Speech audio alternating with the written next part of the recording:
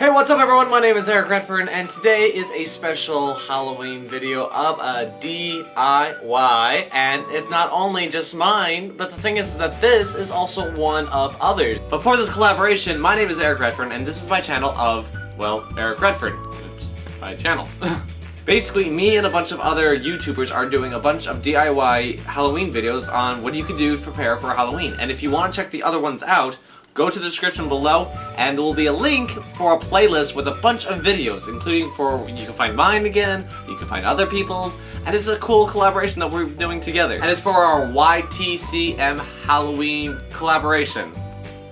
This got really fancy. But for my video, I'm helping you guys know how to make a better pumpkin, carving, and tips and tricks. And not like, you know, a trick-or-treat fashion, but you know what I mean. So, let's get on the way. Hiya!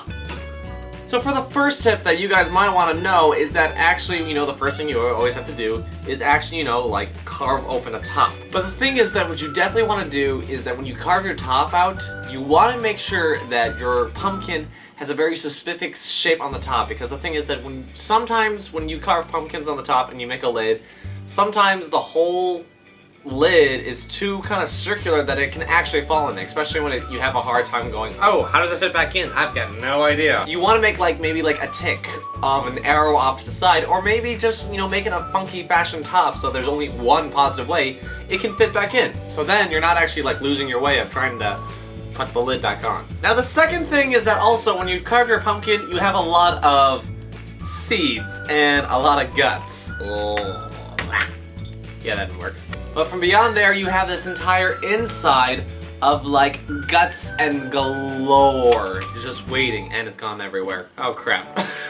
You can grab a spoon much like this, which is very big shaped, or like an ice cream scooper, and you can easily carve out the sides in the very beginning stages, because it's like an ice cream scooper. It carves it all out. Plus, make sure your pumpkin's big enough to actually take the entire spoon. And so you get all this gunk coming out.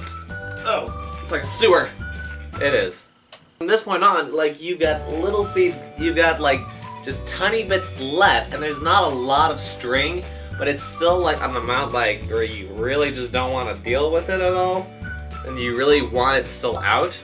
Well, here comes the third tip. Tip number 3 is actually fill your pumpkin up with water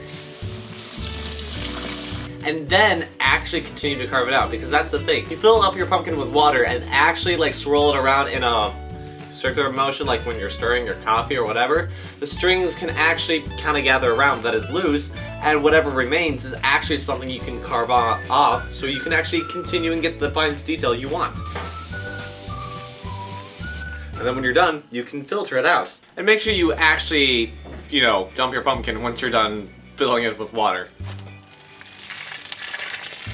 So now we have a carved out pumpkin inside, looking beautiful. Any kind of strings you see inside or any defects that you don't like, that's your own turf, that's your own problem. You can probably do it yourself. So now, the next thing you get to do is the fun part, which everyone knows, is that you get to carve out a face or design or whatever you want. So okay, so I carved my face, and it seems to be I'm not really good at it. So now that we actually got our face carved, second to last tip I can offer you guys is how to make your pumpkin actually last longer than normal times, because whenever you set your pumpkin out for, you know, the night or until Halloween, it kind of rots at a pretty quick rate. But there is actually one thing you could do to actually slow down the rate of your pumpkin rotting its face in. The tip to make it last longer is hairspray. I know, I kind of didn't expect that too. But surprisingly, if you spray the inside of your pumpkin and outside around the eye holes or whatever design, the rotting does not actually take as long to deteriorate, because, surprisingly, it can't eat away at it because it's protected by a layer of hairspray.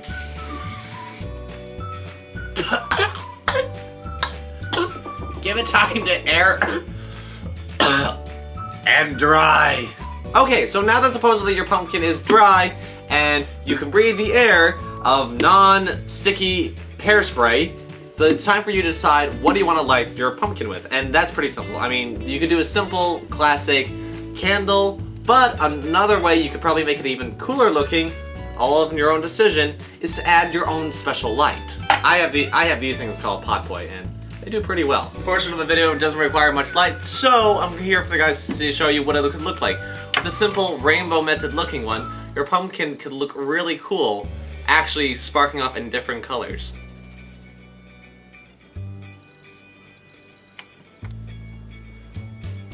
It's like a whole new type of pride pumpkin. But also, with different techniques, you can also maybe have a light that can flicker and change colors, so you can get another really kind of cool effect. It's 1,000 ways you can do with LED lights to actually make your pumpkin glow really nicely without any effort. Plus, you don't have to replace the candle every single time, and you don't have to worry about the wind blowing out your wick. So, something to consider. But that's all the tips I have for today for your Halloween special. If you guys actually enjoyed this, don't forget to click the like button, and don't forget to subscribe down below for more weekly videos from me. I am a vlogger, gamer, traveler. I do a bunch of things, all just for the appeal for why not? Because live young and YOLO. Sure. But don't forget, guys, there are a bunch of other Halloween videos that you can check out down below in the description on a playlist. I'll make it very obvious to find other YouTubers from around the Michigan area, I believe, but it's just a bunch of other YouTubers that we all decided to band up and do this awesome project together of collaboration. So make sure you give their love as much as you give anybody else within the right limit. Otherwise, guys, I hope you enjoyed this video. May you be free to be who you are and wherever you go. Until next time, see you guys, and I can't reach the camera.